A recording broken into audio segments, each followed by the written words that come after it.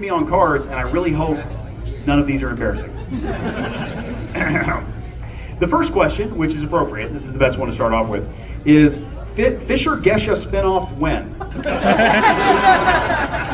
So the real answer to that is that this person, whoever wrote it, misspelled Gesha, and they wrote Fisher-Geisha, which is a very common typo, and that would be a very interesting spinoff indeed. All right, so here we go. How do you force yourself to sit down and write even when you're not feeling very motivated to? Well, the answer to that is I am rarely feeling very motivated to. What I feel motivated to do all the time is I take notes and I write down ideas, and I think it's the fun stuff, right? Like I think of cool things to do with the books. That's fun. Actually sitting down and writing a manuscript is just hard work. So how I really motivate myself to do it is I put myself in scenarios where I don't have any other choice. So I have my family's here helping me with this event. I have them basically keep me on track and make me do what I know I want to do, but I can't really motivate. I don't leave it up to me, because if I left it up to me, we'd have a lot fewer books. All right, who wrote that question? Who wrote that question? Yeah.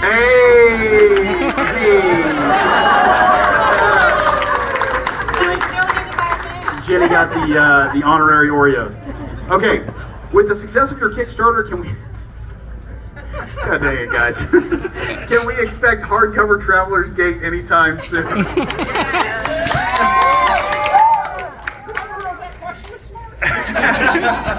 Whatever mystery person wrote that question, I can't promise hardcover Traveler's Gate anytime soon. It of course has been a while, but maybe before we get into any continuation that might or might not be coming soon. All right, that was not a promise. Is there anything in process for Cradle to become an anime?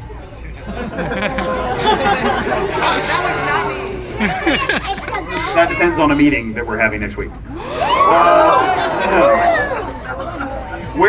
I wasn't supposed to say that. That's what I like. Where did the idea for Dross come from? Okay, so it definitely did not come from Portal 2's Wheatley. That absolutely was not it, and is very legally distinct. Please don't sue me, Val. A lot of early paths seem tied to a specific weapon type, like sword, spear, hooks. Were there any combinations you thought of that didn't make it into the book, or some you thought of later? Yeah, I actually had a really tough time doing weapons for the books, because I wanted to do a lot of like weapon-specific paths and weapon-specific techniques, and then I was thinking of like cool weapons Lyndon could have and stuff. But because I'm writing a book in a medium that a lot of times has an anime or a comic or whatever, if I were drawing it, I could use really complicated weapons. So one of the ones that I really wanted to use was a Kusarigama, which is a chain and scythe, or chain and sickle, weapon that is really more flashy than practical, but that's like Cradle in a nutshell, it's more flashy than practical. So I was like, I really wanted to use that, but how do you describe that to someone who's never seen one, right? Like you can say the name of the weapon, or you can like literally, it's very hard to picture. So I had to stay simple with the weapons I kept in Cradle. So as we went on, I kind of leaned more into the stuff that I could describe a little better, the stuff that was easier to picture, and less into the specific weapon things. So I hope that answered the question. Somebody was asking any combinations I didn't get to put in. Yes. Hey, find out who wrote that. Who wrote that question? Hey, there you go. So you also, once again, the Oreo reward comes out.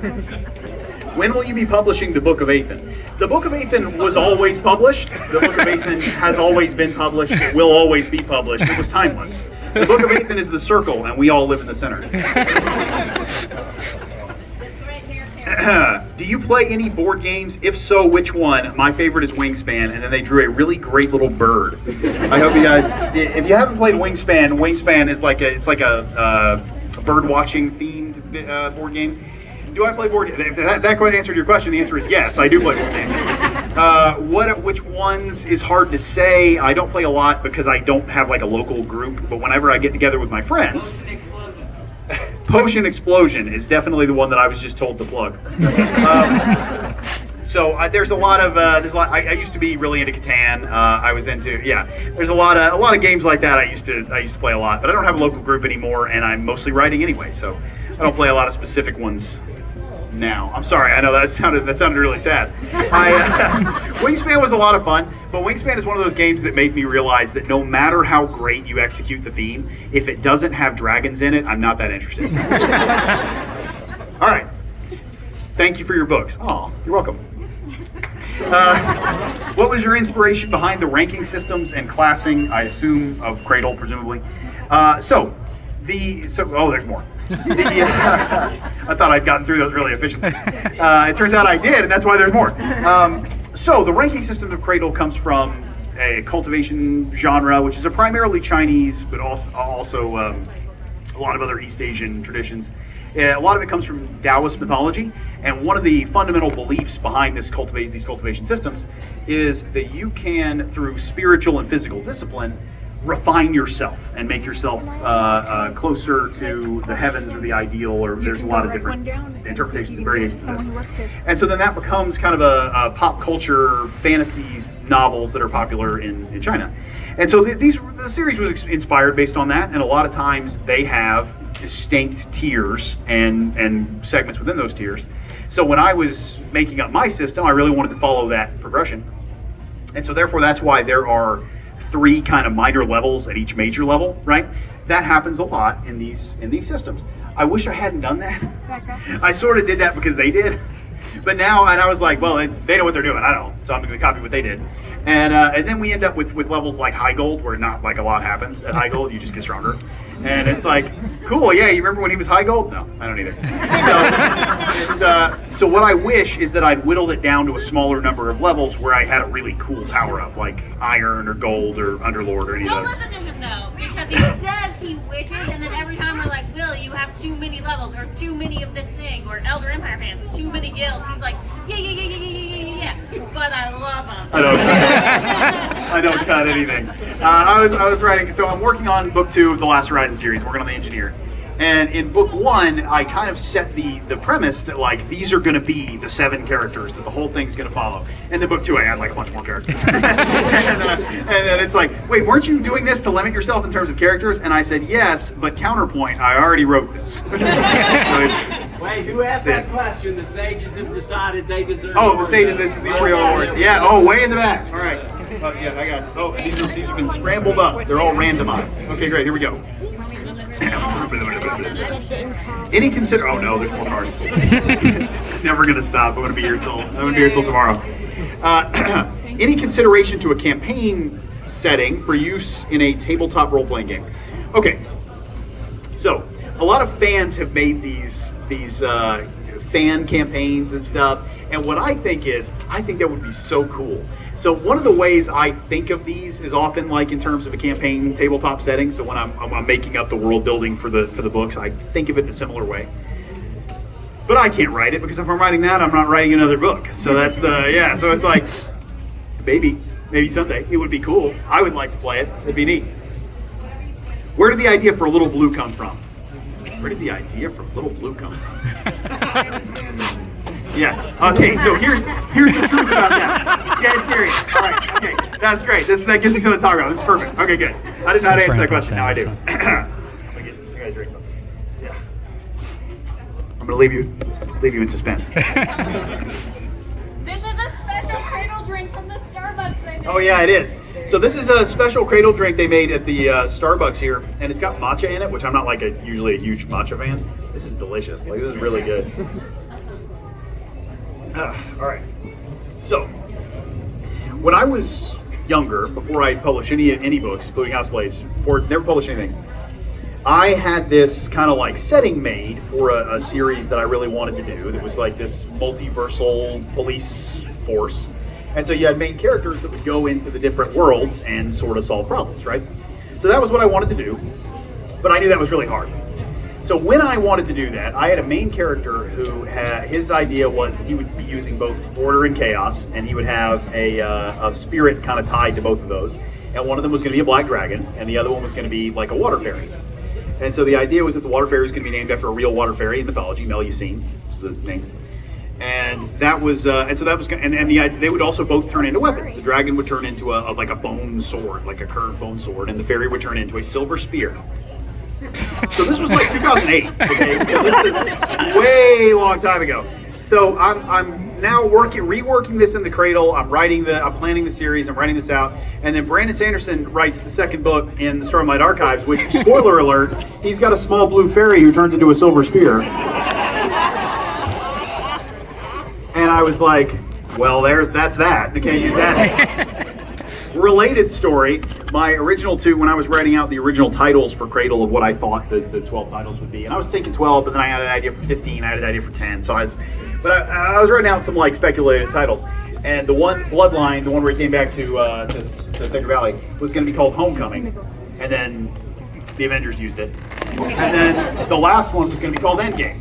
Alright, who asked a little So, blue question? anyway. Little blue question. Little blue question gets Oreos. Hey! What did you do as a child? I'm pretty confident this question came from my mom. I know. So what did I do as a child? You know what I did as a child? I read a lot. I read a lot of books. So that's what I did as a child. I read a lot. I wrote a lot in little notebooks in school. I would doodle on my, on my like worksheets and stuff. So I would doodle little ideas. I would write them down. I would draw little pictures. And I would mostly just read.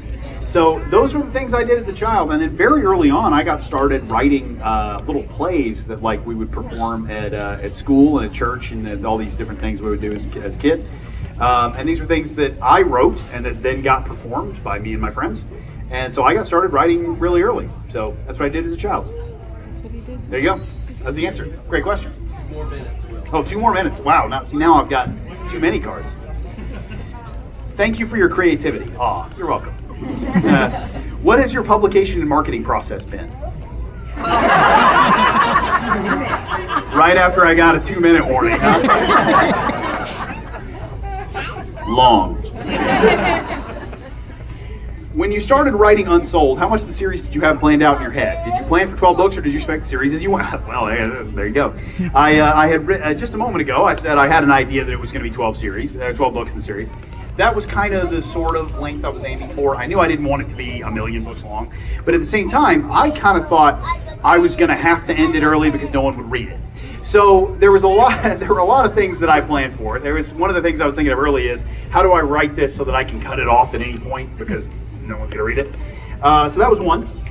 But I really had been thinking 12 books, and there were a number of like common arcs I wanted to do. If you guys read the Dresden Files, right? He knew from the beginning he wanted to do werewolves, and he wanted to do ghosts, and he wanted to do, witches, whatever. And he wrote a lot of stuff out from the beginning. That was the kind of thing I had, so I knew there were some milestones I wanted to hit. There was some stuff at the end that I knew I wanted to hit. There was Reaper. What happened at the end of Reaper? There were a lot of milestones I knew I needed to hit in the series, and so I had it. The idea was 12 books, but I didn't know if I was going to get 12, and maybe it was going to be too many. Whatever. I would do one more. Where did you get the inspiration for Remnants? Okay, good. That's a good one to end on. That is an Oreo question. Where did you get? They're all about inspiration. This is what you've learned about my team and their Oreo handing out preferences. All right, so where did I get the idea for Remnants? Well, what I wanted to do was I wanted to have this idea that the people who practice the sacred arts would then become the material to further the sacred arts and to make artifacts and to make inherit things, and that was going to be passed down from generation to generation in a very literal sense. And I kind of wanted that to be a cornerstone of the world, right? Like, this is how it works, this is how people think of it, this is how everything revolves around this sort of remnant economy. And I envisioned that almost being a bigger part of the series than it ended up being, but it's still a fundamental part of Cradle. And so I worked out the remnant system based on that. I wanted those things to happen, I wanted that to be a part of the world.